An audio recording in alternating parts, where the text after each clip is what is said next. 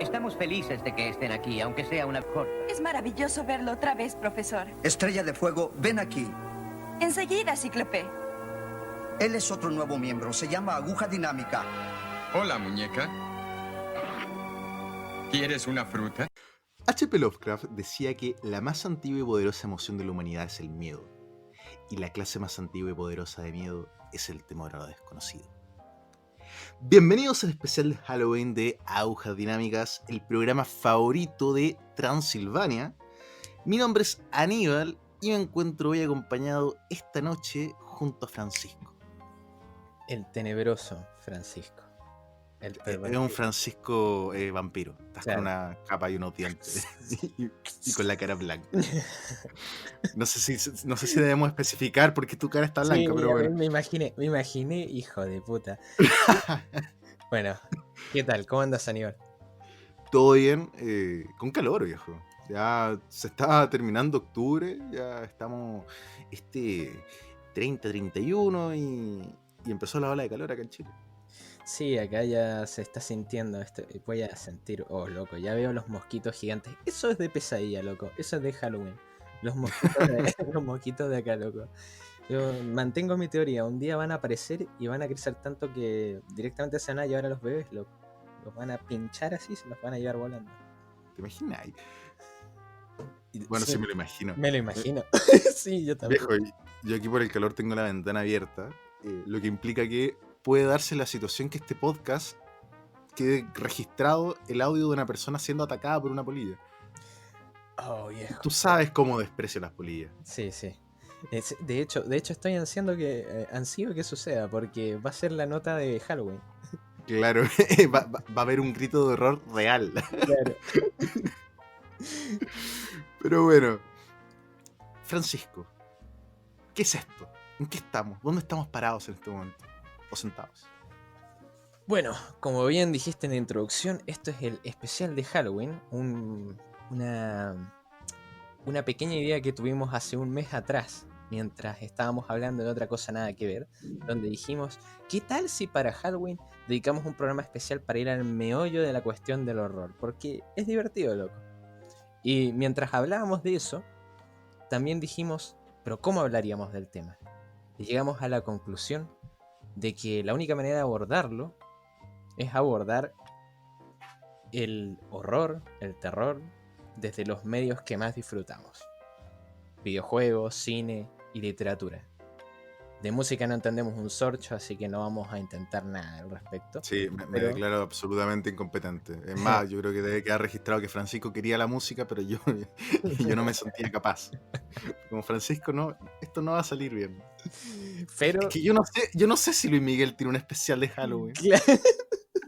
Yo sé que tiene su disco navideño, pero de Halloween no sé, Francisco. Y viejo, yo en suave yo siento como una ouija ahí de fondo. No sé vos. Pero... Uy, espera. Esto es importante. ¿Has jugado a la Ouija alguna vez? No. ¿Te gustaría jugar a la Ouija alguna vez? Sí, por el morbo. Uy, yo como que le tengo respeto. Sí, ¿le tenés respeto? Como que me gusta lo que rodea la Ouija y el concepto, hasta la estética de una Ouija. Pero yo llego hasta ahí, ¿cachai? Y yo como, no. Yo creo que hay líneas que no hay que pasar. Es que a mí me pasa igual. Es como que yo soy muy escéptico, pero aún así es como que igual hay una parte de mí que dice, vos sabés que millones de moscas no pueden estar equivocadas. Si la cosa dicen que está maldita es que algo pasa, ¿me entiendes? Claro.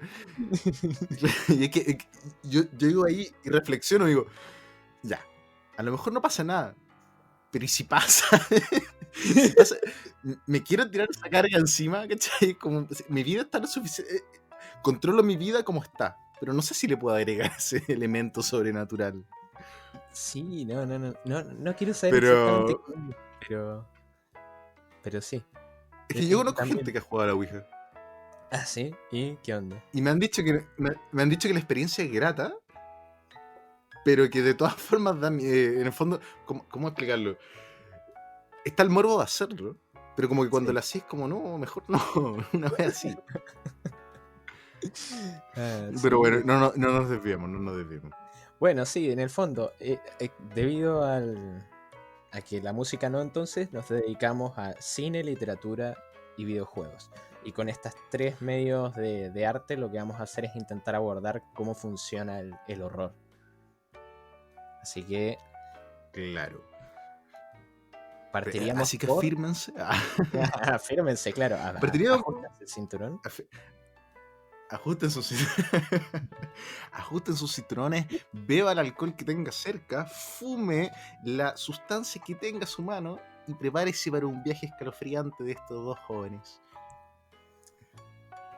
Me encantó. Mira las cosas Me que se me encantó, ocurren. me la vendiste. Te me la vendiste. encantó. Te la vendí, que bueno. Ojalá haberse la vendido a alguien más. Los videojuegos, viejo. El terror, miedo, el horror en los videojuegos.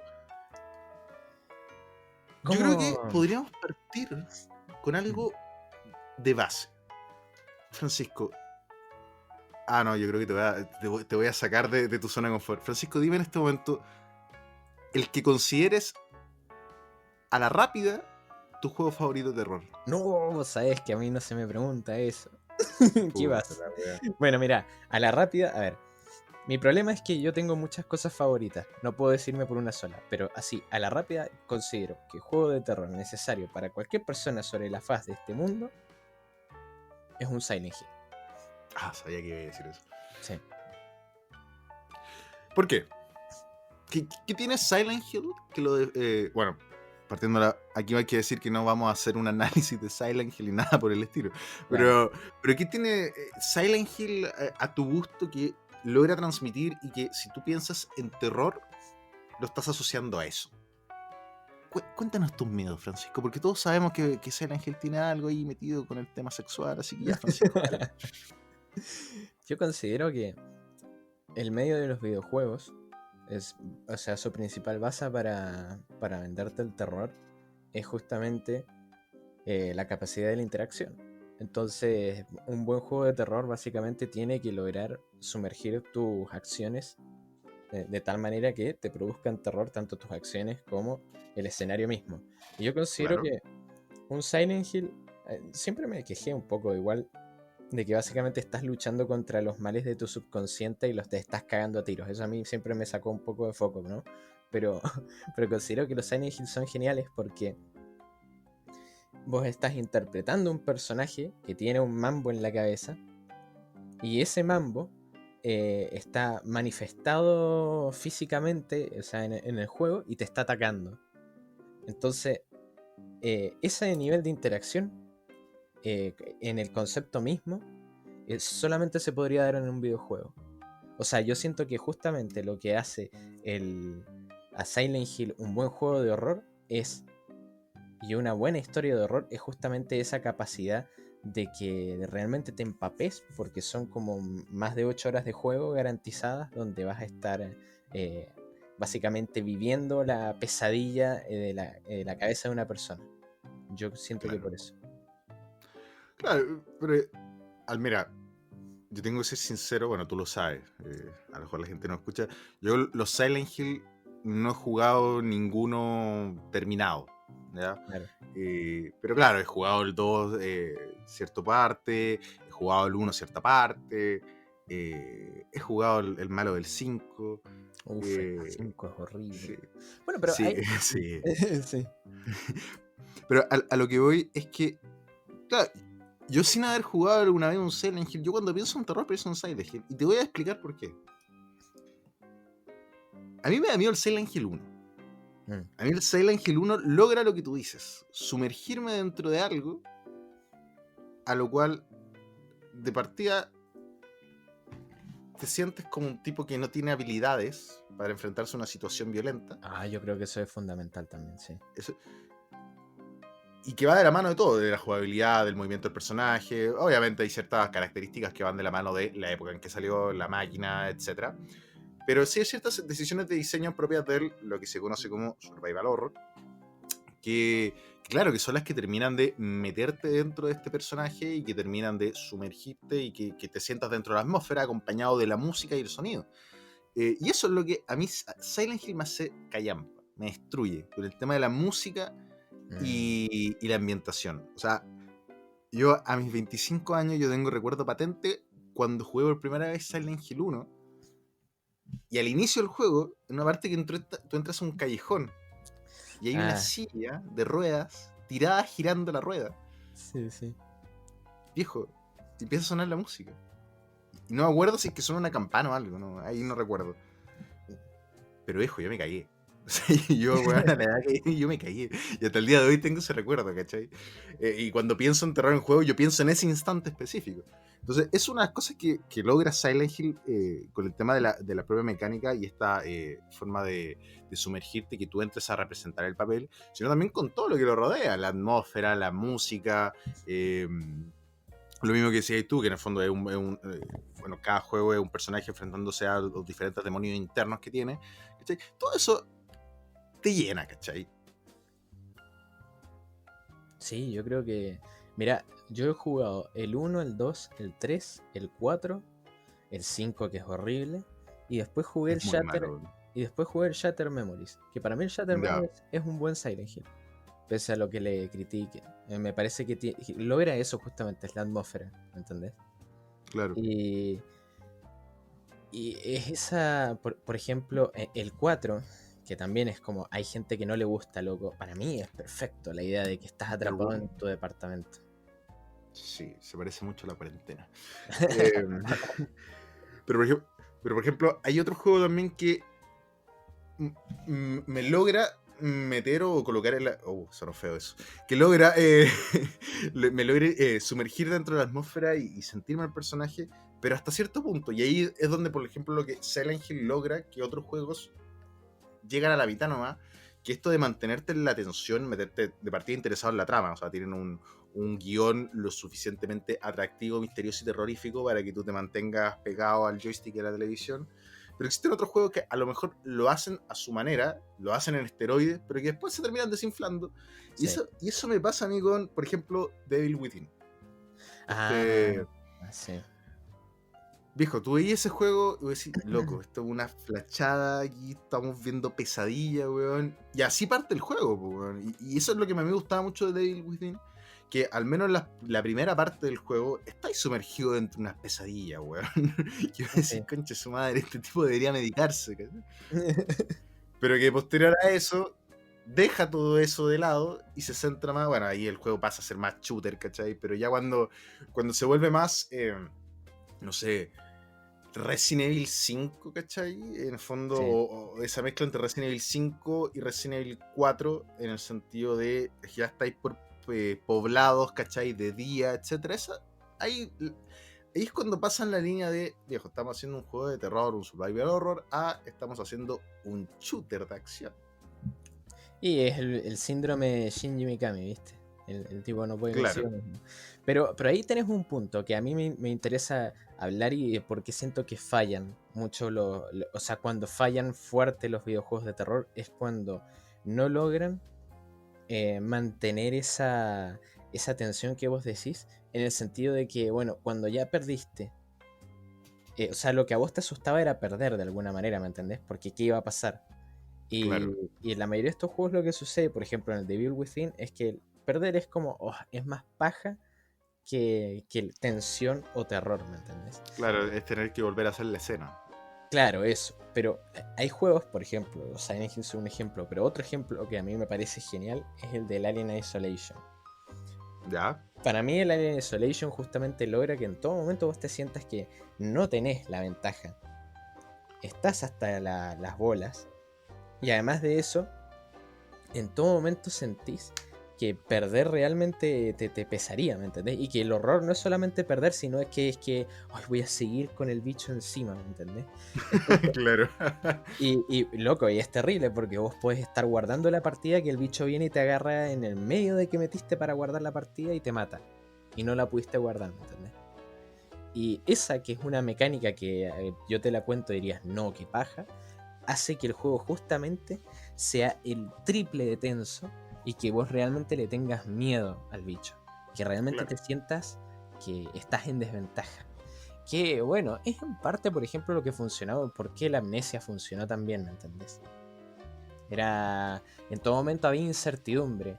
Es como que no había, hasta la calma era tensa. Claro, pero de todas formas ahí como que estás apuntando a un género específico dentro del terror, pues. O sea, lo que es, por ejemplo, Amnesia, Outlast, ¿cachai? Sí, Son juegos claro. destinados a esa weá de mantenerte con el corazón en la mano, ¿cachai? Porque, por ejemplo, yo he intentado jugar Outlast y digo, no, ¿para qué me voy a hacer daño? Eso yo no lo disfruto, ¿cachai? Claro, yo tengo miedo, pero o me da terror, pero no es un terror que yo estoy disfrutando, ¿cachai? Esta weá de verdad me hace saltar, pero ¿cómo explicarlo? Es lo mismo que cuando pasáis al cine, así haciendo como el nexo, con los jumpscares, ¿cachai? Eso Sí, para mí, cuando el tema está scripteado, ¿cachai? Es como, no, ¿por qué? Pero, por ejemplo, Silent Hill lo hace diferente. Tampoco quiero es que, que esta weá, claro. que el podcast termine siendo una oda a Silent Hill, ¿cachai? Pero hace lo que tú decís, pues te mantiene la historia lo suficientemente concisa para que no necesitar tenerte saltando para mantenerte metido Claro, pero ahí yo quiero establecer una tenso. diferencia. Claro, ahí yo quiero establecer una diferencia porque justamente para mí el Outlast a mí no me gusta. O sea, yo lo jugué y todo, pero a mí no me gusta. Y yo siento que los juegos que son en esa línea, por ejemplo, volviendo un poco al Silent Hill, el Silent Hill tiene ese componente de que en todo momento estás tenso, ¿me entendés? Hasta cuando estás en una habitación donde no va a pasar nada, sentís como una opresión. Y eso en el Alien Isolation, por ejemplo, pasa no solamente con el bicho, sino con la nave en sí misma. Porque la nave tiene su propia historia y la sentís. Es como que sentís que todo ya estaba mal desde antes que apareciera un alien, ¿me entendés? Entonces eso de alguna manera te ayuda. Y a mí, por ejemplo, de los juegos de Irrational Games y de toda esa movida, el que me parece que es el mejor no es Amnesia, sino que es Soma. ¿Ya? Porque la historia es lo que te da terror ahí, ¿me entendés? O sea, el gameplay es como vaya y pasa, ¿me entendés? Otro más de ese estilo. Pero es en la historia donde vos realmente te empezás a topar con los conceptos interesantes. Y que el juego, justamente por la atmósfera, por todas las cosas, lo refuerza. Para mí esa es como la gracia, insisto, la interactividad ahí es como que le da el surplus. Vos ya en el Soma, lo realmente aterrador es el concepto mismo que ya se te mete en la cabeza, ¿me entendés? Es bueno. ¿En qué momento ya la humanidad como llega a un punto donde cómo podemos seguir llamándolo humano, ¿me entendés? Y es esa movida, ¿viste? La que hace del Soma un juego de terror y que trasciende las mecánicas básicas que tiene. Y para mí también es eso. Por ejemplo, a mí me parece sumamente básico lo que hace Amnesia o Outlast, en un sentido, por esto que vos decís, que al final del día, o sea, son muchos jumpscares scripteados, pero cuando no es un jumpscare, cuando es que te empieza a taladrar algo en la cabeza, ahí yo creo que es sumamente efectivo. Y el Soma lo logra para mí. Claro. Pero, por ejemplo, a ver, hace poco me terminé Alan Wake.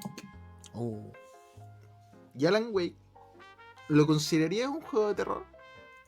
Y yo consideraría que sí, pero que... Pero no. O sea, no, Sí, no, pero es que lo es, pero no me... lo es, pero Pero estaba... no busca producir, no busca asustarte. Claro, eso, sí. No está dentro, pero sí sumergirte dentro de la historia. Que bueno, esto lo hemos hablado nosotros en privado, de que la historia de Alan Wake toma mucho de Twin Peaks, toma mucho de la cultura pop, toma mucho de Stephen King, de Lovecraft, etc. Y gracias a eso te logra mantener, o al menos a mí, ¿cachai? Me logró mantener en tensión durante toda la trama. O sea, de verdad tú dices como, aquí están pasando cosas raras, ¿cachai?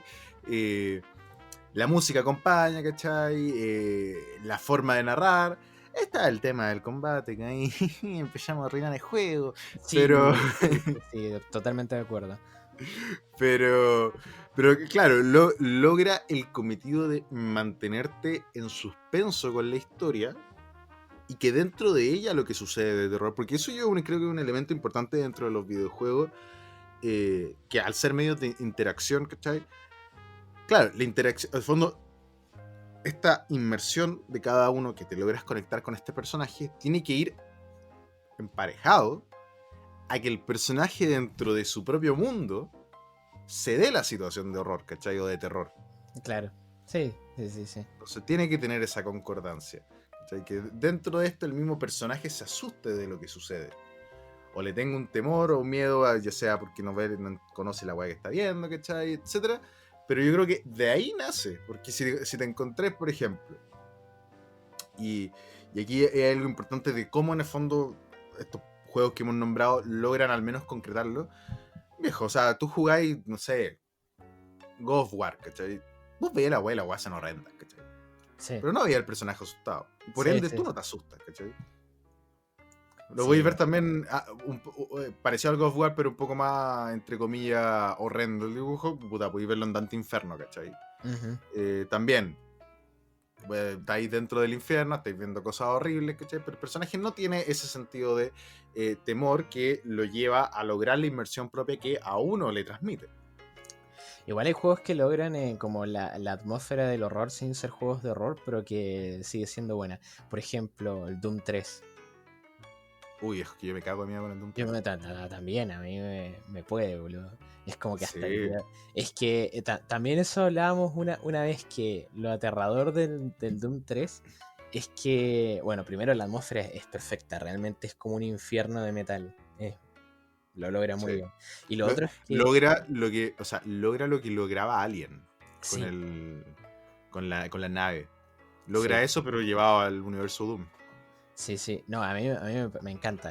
Hay mucha gente que lo critica porque no es un Doom, pero para mí es perfecto. No, pero como juego unitario es perfecto. Es No, juegazo. incluso como Doom. Es que me parece que justamente se acerca más como a la onda Quake, extrañamente. Sin... es como en su propia movida, ¿me entendés? A mí me gusta. Claro. Y lo otro es el diseño de los bichos, que realmente es importante. Es... Lo que Doom Eternal no hizo. Oh, ¿Quién dijo Dios. eso? Sí. Dios mío. Pero claro, Doom 3 logra eso, logra con la atmósfera, con los sonidos.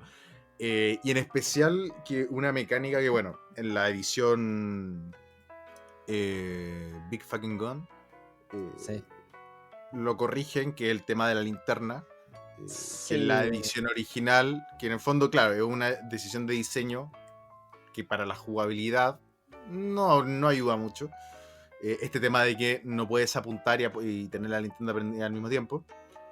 Pero claro, o sea, a nivel ambientación, viejo, ahí sí que te cagáis de miedo. Güey. Es que sí, para mí es parte. Yo creo que ahí es como que justamente vos tenés que poner énfasis en las mecánicas, porque es lo que te puede llevar por el camino de Alan Wake, donde al final quedan re blandas y te arruinan lo que es un buen planteamiento, o te llevan realmente a la puta gloria, ¿me entendés? Que es como a que la persona que está jugando el juego realmente se siente aterrada, y es como que dice, bueno, esto está jugando en mi contra, cualquier cosa que Todos me aparezca. pueden matar, voy a dar vuelta y me van a matar. Pero claro, eso es lo que logra Doom 3. Y claro, hay más juegos también de que en el fondo te logran sumergir dentro de esta atmósfera terrorífica. Hay uno antiguo que para mí es un juego que le pasó absolutamente el tiempo, pero que, loco, yo cuando chico me cagaba de miedo con este. Era el Clive Barker's Undying. Uy, no. O sea, cacho el Jericho nomás. No, el Jericho no. No, el Jericho es malísimo, No. es malísimo. No, el Undying yo creo que vos lo conocés, todos lo conocemos. Básicamente como que viajás a una casa donde es una familia que está maldita, el único que queda vivo es el tipo que era tu amigo, que te contacta para que lo vayas a ayudar, que está como postrado en una silla, y todos los hermanos básicamente están como dispersos por la casa como espíritus malignos, y vos tenés como un hechizo que sirve para revelar cosas paranormales, entonces vos puedes ir como por un pasillo re tranquilo, pero usas ese hechizo y de repente aparece algo pero aterrador, ¿viste? Es como tipo... o sea, por lo que me describen no lo conozco, pero es como tipo Project Zero, como Fatal Frame. No, porque este es un FPS aparte. Ah, dale. Ay, a mí los Fatal Frame, weón, también. Es que los japoneses, viejo, lo logran. Es que son tan creepy los bichos, porque son como fantasmas, pero vos, no solamente que el fantasma de por sí es creepy, sino que te imaginas que murió en circunstancias poco Claro. placenteras. No, y más encima te logran mezclarlo con la tecnología, o sea, con algo real, ¿cachai? Claro. Y termináis pasando más rollo. Eso es muy japonés. Eso es muy japonés. En el cine Sí. también sucede. Y bueno, y de hecho yo creo que deberíamos ir saltando hacia... Claro. Pero agarrándonos lo mismo, para hacer una transición correcta. En el cine, este tema de intentar hacerlo real. ¿Qué opinas tú respecto al terror en ese aspecto? Este terror más realista, menos fantasioso, que podría ser como por ejemplo el de los 90, 80, claramente a raíz de la circunstancia tecnológica. ¿Qué te llena más? ¿Que te intenten vender algo como real? ¿O que te intenten vender algo como más fantasioso, más horrendo, maquillaje, etcétera, ¿cachai? A mí siempre me gustó más lo real, pero no me niego a la experiencia. Es que tiene que estar muy bien armada, eso es todo, ¿me entendés? Pero igual yo tiendo a buscar más como lo real. Es como que, no sé, pero me produce una cosa, ¿viste? Me produce su cosa. Películas de terror que buscan como ese lado más... como ahondar más como en la perversión de los hechos que están ocurriendo, ¿viste? Que de a poco el concepto mismo te empieza a aterrar así como, estos son seres humanos haciendo cosas probablemente... Ya. Probablemente que van a terminar mal. Claro, por ejemplo, un ejemplo, voy a irme muy atrás en el tiempo, pero me sirve. El gabinete del doctor Caligari. Es una película de los años 20, es muda. Pero por Dios, que... loco, el cine mudo es re creepy. Pero, sí, absolutamente. y bueno, el gabinete del doctor Caligari es básicamente bueno, no voy a explicar el plot twist, pero voy a explicar la trama así básica. Es como un circo y está el doctor Caligari, que es como un tipo que trabaja en ese circo y que tiene su show de feria, es un sonámbulo que él controla. Y el tipo es como un tipo alto, alargado, pálido, y cuando habla predice cosas. Eso es. Y la película empieza con que dos jóvenes van al show y el tipo, el sonámbulo, lo que le dice es a uno de ellos que va a morir. Y esa misma noche muere asesinado. Entonces como que empieza ahí una búsqueda por el amigo para ver exactamente qué mierda está pasando con el sonámbulo porque parece que estuvo involucrado. Y en eso, ¿viste? Que se desarrolla la trama. Es algo realista, pero sin embargo la locura de lo que está pasando y cómo está presentado te hace que sea terrorífico. Claro. ¿Y cómo pensáis tú? O sea, si ya cuando estaba hablando de los videojuegos, en el fondo, digamos como esta conclusión que va mucho con el tema de las mecánicas, de cómo te puedes tú conectar con el personaje, ¿cómo logra el cine transmitirte lo que puede hacer terror o miedo? Al menos a ti, a un hombre que no le tiene miedo a nada. Uy, esa risa. O sea, esa sorpresa fue como... Como dijiste vos una vez, me extraña araña. No, ya, pero sí, concéntrate, viejo. Yo no creo que... Yo creo que lo que hace efectivo el cine es una combinación de elementos. Porque así como hablábamos que en los videojuegos la gracia es que justamente las mecánicas tienen que mezclarse con la atmósfera que te está... con la historia que te están buscando presentar. O sea, tienen que ir esos dos elementos muy unidos. En el cine, los elementos que tienen que ir muy unidos, básicamente, son los mismos, curiosamente, no, pero aunque parezca obviedad, son los mismos que hacen que cualquier película sea buena, ¿no? Que tiene que haber un guión que esté en conjunción con la edición, que implica básicamente cómo están ordenadas las imágenes, y al mismo tiempo con el sonido. Porque vos te das cuenta cuando una película justamente tiene esta cohesión bien planteada desde el principio, que es cuando la idea está unificada. Por ejemplo, El Resplandor. ¿Por qué El Resplandor es un puto clásico del terror? Porque suena creepy, se ve creepy, y el guión mismo, que es una historia sobre gente aislada en un lugar fijo, sin posibilidad de moverse, y que ya la soledad las está empezando a enloquecer, se ve reforzada por que se ve como un espacio limpio pero claustrofóbico. Claro. Y el sonido no es permanente, no hay permanentemente música, ¿viste? Pero cuando la hay, es como penetrante. Eso. Claro. tú estás ahí y tú entiendes que está todo bien, pero está todo mal. Claro, eso. Y entonces yo creo que eso es justamente lo que hace. Básicamente el director, la persona que está a cargo del proyecto, lo que tiene que tener es una visión muy clara. Y esa visión debe estar reforzada, pero por todas las áreas.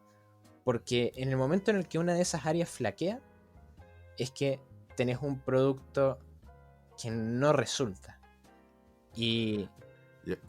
Espera, tengo una consulta. ¿Ahora me puedes decir un producto en el que funcione? Bueno, ahí dije El Resplandor. También...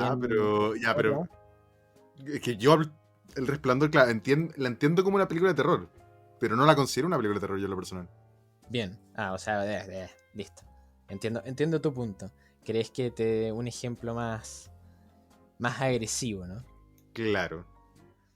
Ay, Francisco, sorpréndeme, ya. Sí, ¿querés que rebusque dentro de la bolsa y saque una película bizarra? Eso es lo que vos querés. Claro. De la bolsa mágica de Francisco. Esa bolsa con la que Francisco sale a entregar dulce. No, pero hablando en serio. Puta, es que me pasa. Bueno, esto se complementa un poco con el capítulo que hicimos sobre los monstruos del terror. O sea, el cine de terror. Sí. Pero claro, a mí me pasa que me cuesta mucho con el tema del cine de terror a mí porque no es por, o sea, no quiero que suene como pretencioso, pero no me da miedo a nada, ¿cachai? Dentro del cine. Eso, porque estoy diciendo eso y está la polilla mirándome desde allá. Pero claro, no sé, puta. Las películas que más lo logran, más allá de los clásicos, porque claro, la incomodidad que puede lograr transmitir, o al menos mi persona, El Resplandor es innegable, ¿cachai? Al igual que, no sé, que Poltergeist, que El Exorcista, ¿cachai? Películas que objetivamente son obras maestras. Sí. Pero claro, yo logro hacer esa situación, pero no logro dar el paso más allá, ¿cachai? Y Es una paja eso. Y es que a mí me pasa en general, hasta con los videojuegos, que es como que yo ya no busco como la sensación, o sea, no busco específicamente que me aterrorice, sino que dejo que me empapen los conceptos hasta que llega un punto donde como entro en un nivel de empatía con lo que me están queriendo contar, donde yo me mentalizo que esa situación es terrible. Entonces como que entro más en la cuestión. Entonces a lo mejor percibimos de forma diferente el cine de terror. Pero a mí, por ejemplo... se acabó este programa entonces. No, pero quiero darte un ejemplo de una película que a mí me gusta. Me gusta cómo funciona. Que se llama... ¿Vos has visto Noroi? ¿Cuál? ¿Noroi? Loroi. No, Noroi. No. Bueno, es una película japonesa que... ¿De qué año es? ¿Del 2005? Sí, del 2005. Estoy anotándola, Francisco. Estoy anotándola en mi máquina de escribir invisible. Bueno, Noroi es una película de este género que es el found footage. ¿Ya? Bueno, a mí me gusta las posibilidades del género. Más allá de que la mayoría de las películas sean caca. Pero Noroi, para mí, funciona como película de terror. Porque justamente... Crónicas de zombies. Uy, Crónicas de zombies debe ser una de las peores películas de la historia. Y estos jóvenes malgastaron dinero cuando en la época en que ellos no tenían dinero, o sea, en que no teníamos dinero para poder arrendar esa película. Pero, viejo. Y más encima el tren de pensamiento fue seguir la sugerencia de una persona que estaba ahí parada random. No me acuerdo. No. Sí, a lo mejor bloqueé ese tipo de recuerdo. Sí, fue por eso. Así, había un tipo ahí y es como que le preguntamos a ver qué onda, qué podíamos arrendar de terror. El tipo nos pasó eso. Riéndose. Después volteamos y el tipo ya no estaba.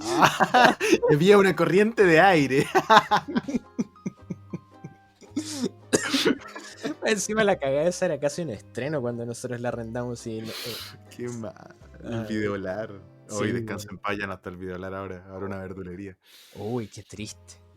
Bueno, sí, ya no deben quedar.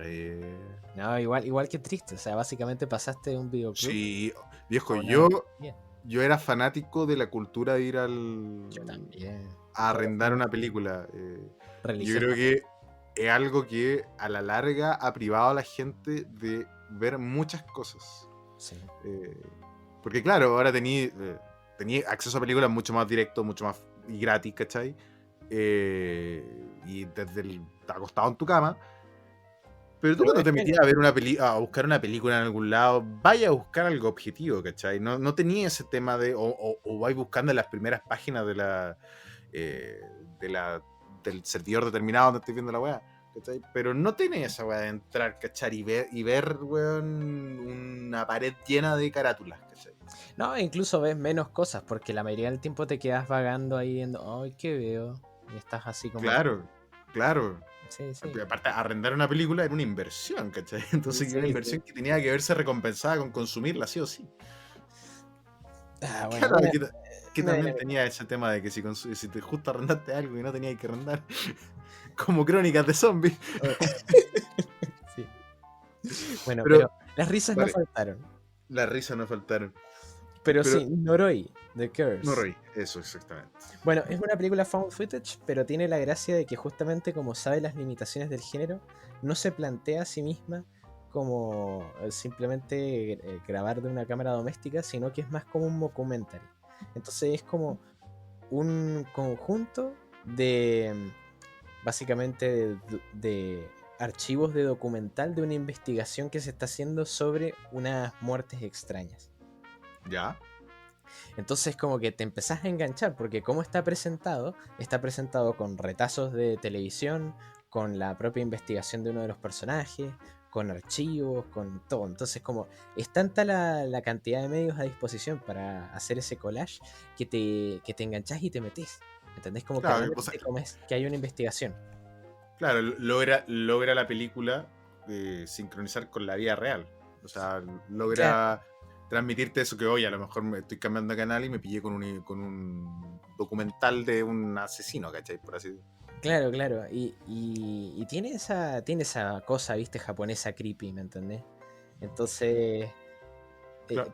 para mí lo logra muy bien. O sea, es como que justamente la visión de lo que te quiere transmitir está bien condensada desde el punto de vista de la fotografía, porque no es nada como HD, que eso es bueno, porque está como si fueran cosas de televisión. La música también, o sea, el sonido está bien diseñado alrededor de esa idea. Entonces todo como que se congenia para crearte esa experiencia. Entonces hace que vos te metas, te comas el cuento. Pero a mí lo que me sucede, por ejemplo, que con los videojuegos sí logro la inmersión. Con las películas no la logro. Y eso me pajea, weón. Me da paja, weón. Porque claro, yo me siento jugar. O sea, te lo digo, yo, Devil Within, la primera parte que es de terror, viejo, yo no podía jugar más de un capítulo al día. Y de verdad terminaba así como, oh viejo, no, estuvo fuerte, pegó fuerte.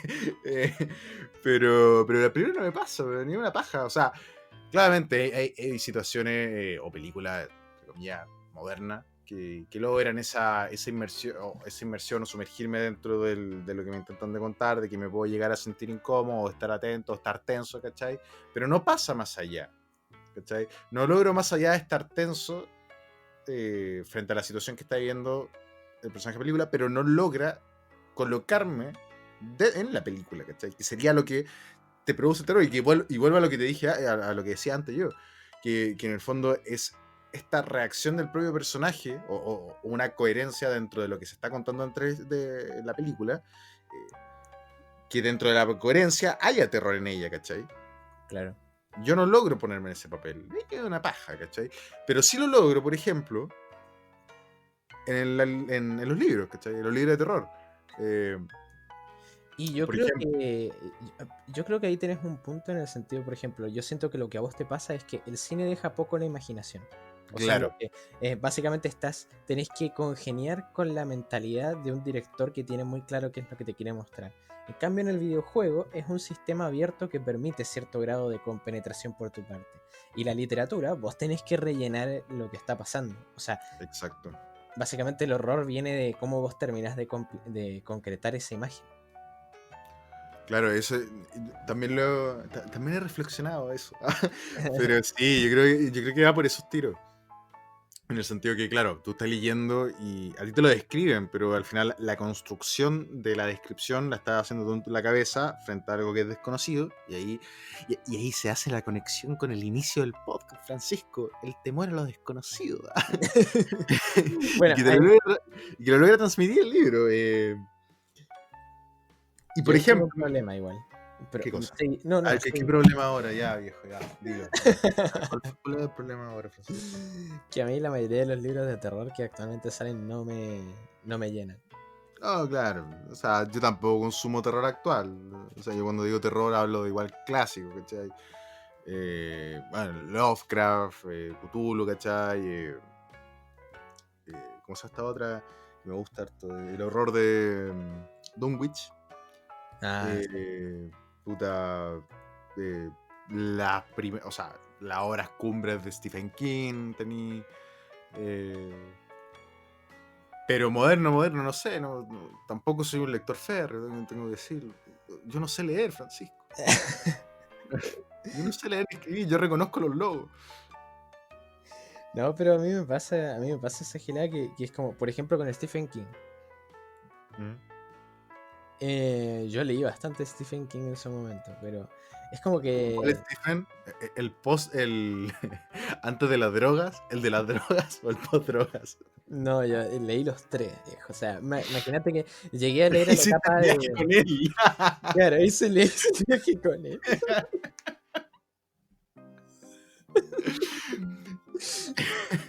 Hijo, no, pero llegué a leer hasta Cell, ¿me entendés? Oh, yo tengo eso, pero no lo he leído. Es malo. Es ma- Es oh, malo. Es pero lo malo. tengo en mi lista. No, qué mal. ¿Qué Es más malo. es esto? Porque te lo advierto para que no pierdas tu tiempo. Pero leí eso, leí Umbrales de la Noche, leí Cujo, leí El Resplandor. A mí El Resplandor de Stephen King no me gusta, por ejemplo. Me parece que No te Kubrick gusta. lo mejoró. Ya.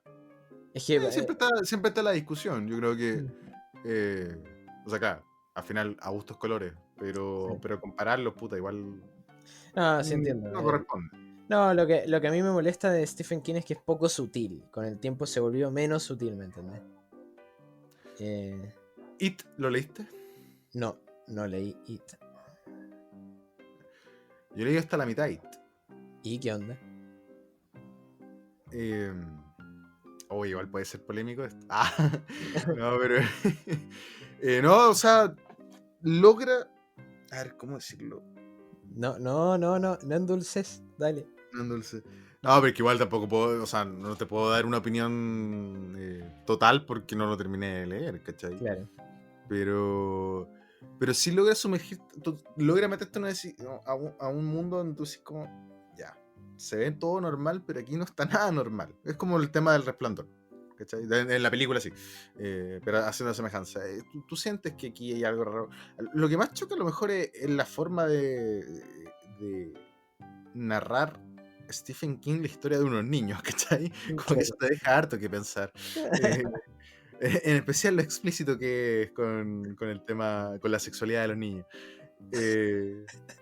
Pero claro, yo creo que logra más incomodarte por ese lado, ¿cachai? Como pegándote por esa vía, haciendo la conexión con la infancia de cada uno. Logra más pegarte por ahí que decir como no, lo que está sucediendo es horror, porque al final de cuentas eso, esta cosa, ¿cachai? Va enfocada a lo otro. Entonces, eso me sucede con It.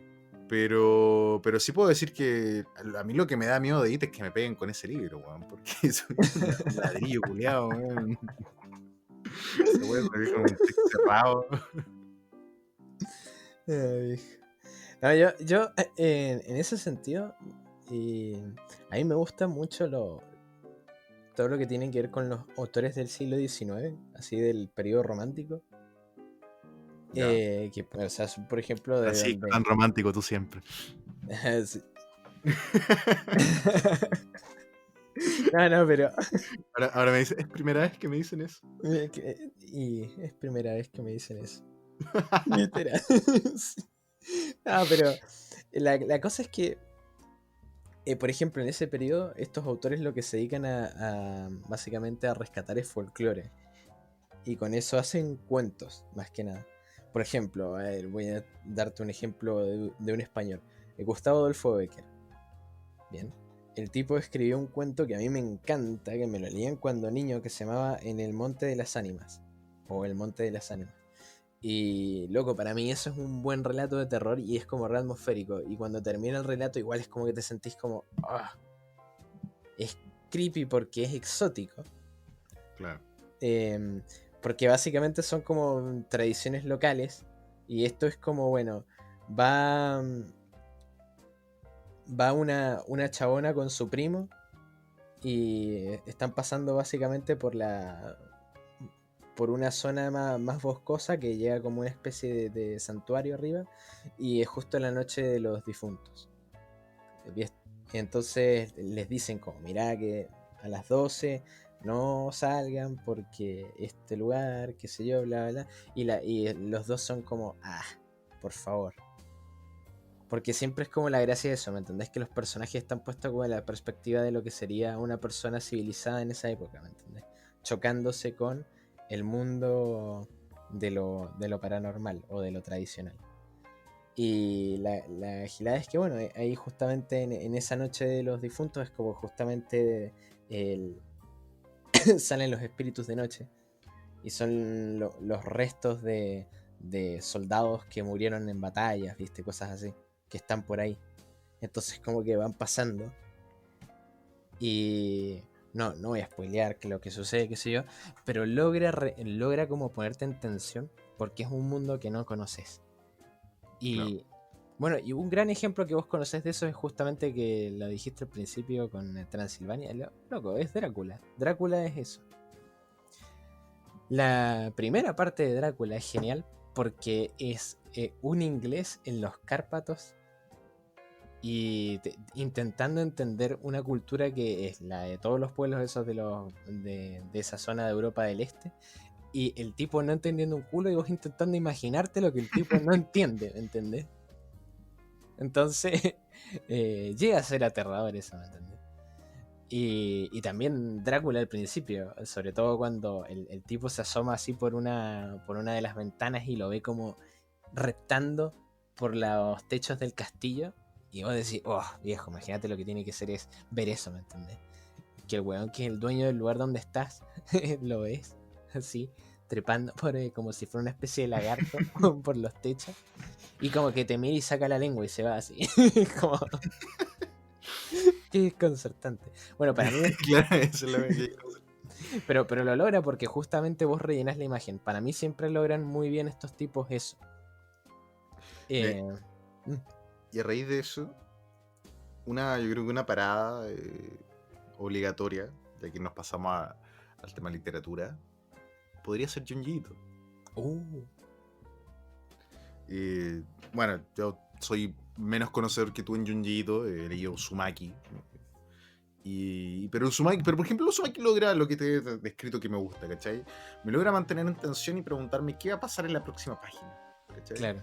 Logra meterme el personaje y bueno, tú me acompañaste en mi travesía de lectura de Uzumaki en el sentido que te iba relatando cada vez que era como, wow.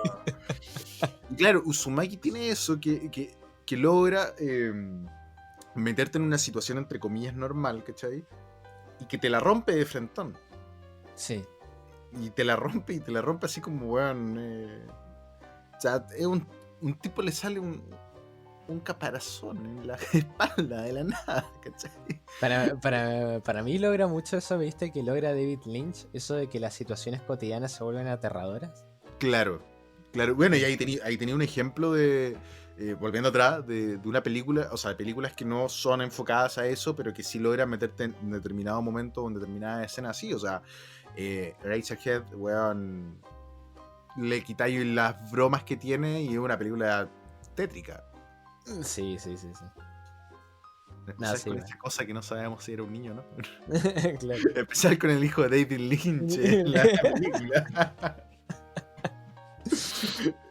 Y volvemos con el chiste, solamente para quien escucha ese capítulo.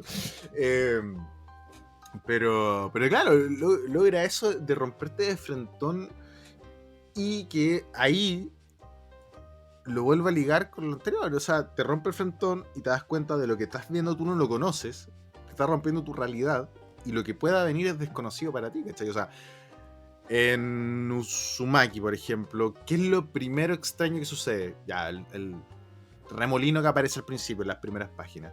Pero ¿qué podrías decir tú que es como bueno, que te acuerdas también? Lo primero que te rompe al tiro ¿cómo decirlo? La normalidad. ¿Cómo interactúan los personajes? Porque cuando la mina va caminando se encuentra con el padre del novio. Sí. El padre está mirando así como fijamente una circunferencia. Que Y yo, en un callejón, me acuerdo. claro, en un callejón, sí. Y ahí vos ya entendés que básicamente va a ser desconcertante porque cómo se relacionan las personas no es como te relacionarías normalmente con alguien, ¿me entendés? Claro. Entonces eso ya te saca. Y para mí eso es, por ejemplo... Y otra cosa que también... No, dale, continúa. No, nada, que Continúa, iba a Felipe. decir que eso también es lo que funciona, por ejemplo, mejor en Junji Ito. Por ejemplo, en las historias cortas, es que los personajes, ya de por sí cuando los ves por primera vez, decís, hay algo que no está bien. No sé qué es, Claro. pero ya lo voy a descubrir.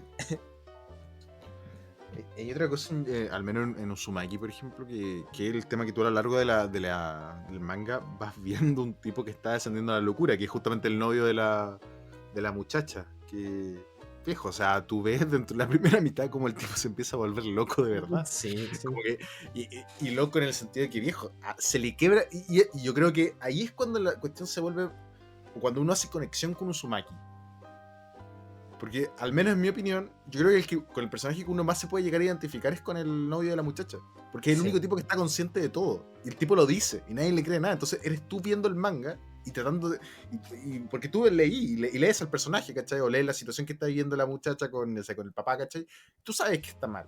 Pero el único que se atreve a decir que está mal es el personaje este. Claro. Y es el tipo que se quiebra a la larga, ¿cachai? ¿Por qué? Porque tiene que vivir en la realidad del manga propio, donde nadie se da cuenta de lo que sucede, ¿cachai? Sí, sí, no, además llega a unos extremos como la chabona que se obsesiona con él. Ay, sí. Y que la mina básicamente empieza a desarrollar en el medio de la frente una circunferencia, una espiral. Una imagen clásica de Junjito. Sí, sí, sí.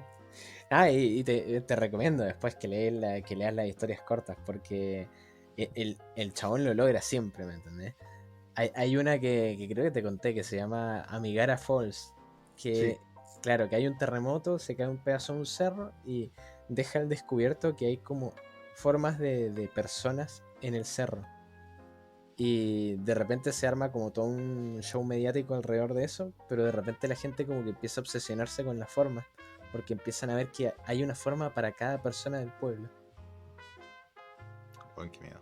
Sí, es que siempre lo logra. El concepto justamente apoyado por el arte que tiene, que es desconcertante también, porque cómo se ven los personajes es como extraño.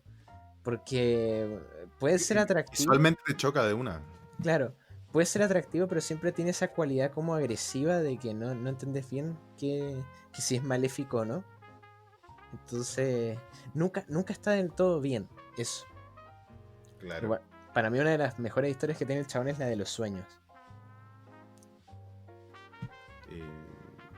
Cuéntame cuál. Básicamente un chabón que empieza a soñar y cada vez se queda Francisco, dormido dale, más. continúa, no dejes ahí, si no se va a volver un silencio incómodo. Dale. No, es un chabón que básicamente empieza a soñar y cada vez sueña más tiempo, entonces empieza a vivir dentro del sueño más de lo que vive fuera. Ya. Y cada vez que se despierta han pasado años dentro de su sueño. Entonces, básicamente lo están monitoreando porque no entienden qué está sucediendo exactamente. Pero, bueno, la situación escala. Igual, hay algo donde te quería hacer retroceder con respecto al cine. ¿Podrá ser? No, que viejo, te- yo no vuelvo atrás nunca. La mirada adelante. No, que Caballo de esto carrera, de- la mirada adelante. Ya, dale, esto de Junjito me hacía pensar dale. Y la gente que- está diciendo el culiado pesado, güey. Y razón tendrán. Dale, continúa.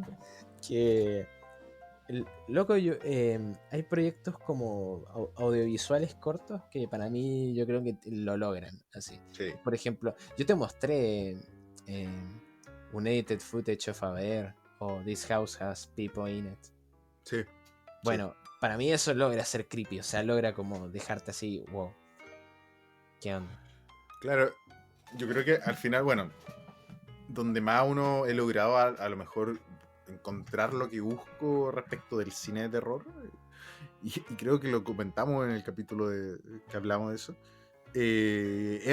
ha sido por medio de los cortos de terror, porque claro, el corto de terror tiene un poco de la magia que por ejemplo, hacíamos referencia en Junji Ito, que te mete en una situación que de partida ya está incómoda, ¿cachai? O sea, tú te coloca en un lugar donde desde el comienzo ya te sientes fuera de tu zona de confort, ¿cachai? Y con la ventaja de que un corto de terror, al ser reducido, está concentrado, ¿cachai? Entonces no tiene esas pausas, esos momentos muertos, esos temas propios de hay que hacer que esto dure más de 30 minutos, que a la larga, puta, no te mantienen concentrado. Claro. ¿Cachai? Porque, por ejemplo, igual burdo, ¿cachai? Pero, o entre comillas, básico. ¿Has visto la película Cuando las luces se apagan? No, eso Que es salió hace un par de años. Ah, es esa que está basada en un corto. Exactamente. Ajá, Ya. sí. Yo vi la película. Película de terror promedio. Pero el corto, si tú lo ves sin haber visto la película, tú el corto le decís, viejo, esto está bueno. Sí. Este concepto es muy bueno, ¿cachai? Pega con algo, es un terror que generalmente, o sea, es un miedo que la gente generalmente tiene, ¿cachai? Es dentro de lo sutil, es directo, ¿cachai? Y no se da vuelta más allá que es lo que produce la película, ¿cachai? Claro. El tener que, y ahí viene el gran problema de muchas películas de terror actuales que nacen de cortos, de que se enfrentan a, oye, este corto de 10 minutos tenemos que hacerlo de 2 horas. ¿Cachai? Que es como lo que pasa con Madre, la película. Ah, Mother, que también nace un corto de terror que si tú ves el corto de terror te dices, viejo, esta weá es bueno, ¿cachai? Este tipo tiene talento. Pero tú ves la película y al verse en la necesidad de extender el producto a una cierta cantidad de minutos para cumplir las reglas, ¿cachai? sí, Claro, termina tenés siendo que más meterle sarcochado. relleno. Sí, es verdad. Pero viejo, yo creo que podríamos ir cerrando este especial porque la polilla que está allá me está mirando mucho. Y yo no quiero que quede grabado un asesinato a mi persona en la... ¿Sabes por qué te está mirando fijamente? Porque se está riendo porque ya está generando su prole. Para que además de aterrarte se coma tu ropa, loco. Claro. Me va a matar y me va a dejar desnudo. Claro. No, viejo. Me está esperando que terminemos de grabar para hablarme, ¿cachai? Cosa que no quede registro de la situación que se da acá. A ver, yo creo que, bueno, que en virtud de la hora podríamos ya ir cerrando el programa y me gustaría cerrarlo con una recomendación rápida. Ya, para no pillarte sorpresa. Que en el fondo, a la rápida, una recomendación, videojuegos, libros o película de terror que recomendarías ver, aprovechando que justamente estamos en Halloween y que este programa se ha estrenado en 31. Claro. Sí. Partí vos con un videojuego. Y yo te sigo. Con un videojuego, yo recomendaría para la gente que pueda jugar Siren de PlayStation 3. Que es un reboot de los Siren de PlayStation 2 y que lo que he alcanzado a jugar, que ya he avanzado un par de capítulos, te mantiene dentro de la tensión del juego y además que tiene este aspecto japonés que hemos estado, que ha hablado Francisco más que nada en este programa, de la situación incómoda y terrorífica propia japonesa. Ahí tenés un ejemplo. Perfecto. Bueno, yo voy a recomendar. Yo siento que quizás mucha gente se lo pasó por alto, así que lo voy a recomendar el Soma. Dale. Porque realmente es un juego que logra esa. Logra que vos terminaste el juego todo y decís como, estuvo piola, pero luego te levantás, qué sé yo, vas a hacer tus cosas y de repente decís, uy, qué heavy lo que pasó. Claro, Tiene un efecto retardado. claro, sí, porque te quedas pensando en el concepto. Y es un concepto aterrador, el del transhumanismo que te muestra el Soma. Así que yo creo que lo recomiendo ese. Yo siento que me parece mejor que incluso que los Amnesia. Dale. ¿Y como película que se te viene a la mente recomendar? Voy a recomendar una película que no es precisamente, o sea, probablemente hayan visto cosas mucho más aterradoras, pero voy a recomendar algo japonés que te mete en una atmósfera particular. Voy a recomendar Kwaidan. Kwaidan es una película de 1964 que lo que hace es recopilar cuentos de folclore japoneses y hace como historias por separado, ¿viste? Dentro de la película. Y cada corto como que logra tener esa cosa, ¿viste? Exótica que tienen los monstruos japoneses, que la otra vez hablábamos de esa mirada como media tristona, media como furiosa y media estúpida que tienen. Bueno, eso como representaba en estas historias. Y loco, logran como ser teatrales, logran ser como muy coloridas. O sea, la paleta de colores que usan es como que, por ejemplo, tenés uno del clásico monstruo de ese que es una mujer que vive en las nieves, ¿viste? Y la paleta de colores que eligen es como todo azul pálido. Entonces hasta las personas como que se ven que se están cagando de frío 24/7, ¿me entendés? Entonces logra meterte en la atmósfera y logra como con todos los colores, con toda la fotografía, toda la cuestión, como que te sientas en un lugar que está ajeno al espacio-tiempo. Me parece. Por mi parte, yo voy a recomendar Ahora me bajó la duda, viejo, pero Hellraiser, un clásico, pero no sé si es trilogía original o cuarteto. Bueno, no sé si se dice cuarteto, weón, o son cuatro las películas originales. Sí, Tetra. sí. ¿Son tetra? Mira, yo la verdad que La 4 ya se patea. No, ya para mí hasta la 3, guatea. Para mí las dos Sí, primeras. no, si la 3 ya, pero lo decía por cerrar. Ah, por cerrar. Creo Por dar que un número. sí, creo que son 4 donde está el actor original Ya, de Pinhead. Porque después viste que empiezan esas ya que son directo a video, que son sí, cualquier sí, cosa. sí. Yo vi la última hace un par de años y es malísima. Yo no sé por qué la vi por hacerme daño. Ese es mi cine de terror, es ver algo que me haga daño. Pero no, muy mala. Pero la original yo creo recomendable para ver este 31, es un clásico del cine y que pega mucho con lo que es Agujas Dinámicas. O sea, Agujas bebe mucho de Hellraiser. Claro, es verdad. De hecho, fue una pieza constituyente de nuestra de nuestra juventud y crecimiento. Exactamente. Y eso explica mucho el sadomasoquismo de Francisco.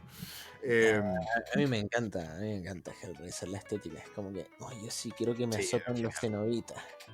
Es que ahí tenía algo, poco.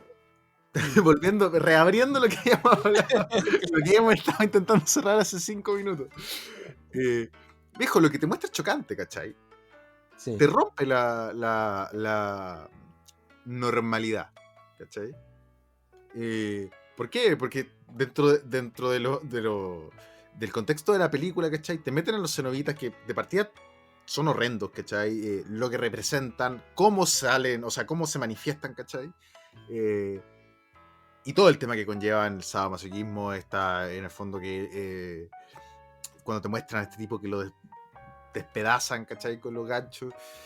Te logra sumergir dentro de una realidad creíble y luego te la rompen, ¿cachai? Pero claro, en el 88. Entonces como que ahí tiene el lastre de lo que estoy viendo se nota que es maquillaje. Ah, pero tiene su encanto, o sea, yo creo que... Pero claro, o sea, y con lo que te decía con el Exorcista. La 1, weón, porque las demás no existen. La 1 logra, al menos para mí, weón, transmitirme la sensación de incomodidad, ¿cachai? Sí, para mí La también. música, aparte. No, para mí el Exorcista, loco, es realmente un clasicazo. O sea, yo cada vez que la pillo la tele la veo. O sea, la sigo viendo. Sí, Pero además que bueno, ¿has visto la original y la con los efectos especiales o solamente? No, yo vi la original nomás. Ya, perfecto. Ya. No, los efectos especiales no son mucho más. Yo creo que al menos no desentonan. Yo creo que es eso. Ayudan a sumergirte más dentro de de lo que es la película. Pero lo que sí tienen algunos efectos es que incomodan. Por ejemplo, creo que una vez lo vimos. Y si no fue contigo, fue con otra persona. Lo que vuelve una situación muy incómoda esto. Claro. Pero hay un tráiler de El Exorcista original que fue prohibido porque hubieron reclamos por lo espeluznante que era. Wow. Y que es netamente este rostro que tiene el demonio de la película, ¿cachai?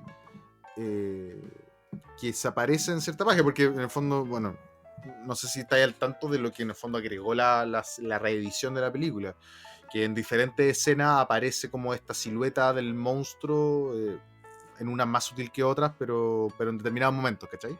Ah, bien. Y claro, esa silueta, hay un tráiler, pues si tú quieres lo buscas y el que esté escuchando esto lo puede buscar, que si tú lo ves, o sea, a mí de momento me incomoda cuando lo veo, porque es la silueta del monstruo con un efecto blanco-negro que ¿cómo decirlo? Centellante, ¿cachai? Bien. Entonces como que tú lo estáis viendo y si lo estáis viendo con la luz apagada, dices como, uy, hijo, incómodo esto, ¿cachai? Claro, Como sí, cuando sí, veis por primera vez lo ves a la morsa, una wea así. sí. Sí. Dios. Con el Yo no puedo ver ese video. araña al revés. Yo no puedo ver ese video. No, me pone sumamente incómodo. Sí, Bueno, sí. Cuando se acerca la cámara, así. sí, no. Qué increíble que esa weá era un documental sobre la gente con polio y terminó haciendo un video que aterrorizó a generaciones. Pero bueno, si se quiere asustar, obedece a la morsa. De noche a las 3 de la mañana. Y nos cuenta qué pasó. Bueno, Francisco, yo creo que ya podemos ir cerrando este especial. Que ha sido hecho y grabado con mucho cariño. Y bueno, viejo, ha sido un gusto. Ha sido un gusto también. Siento que podríamos haber durado 2 horas, pero ya con esto ya estamos. Ya Sí. está. Así que No un nos placer. no nos pagan lo suficiente. Claro, no nos pagamos a nosotros No nos pagan. lo suficiente. Claro.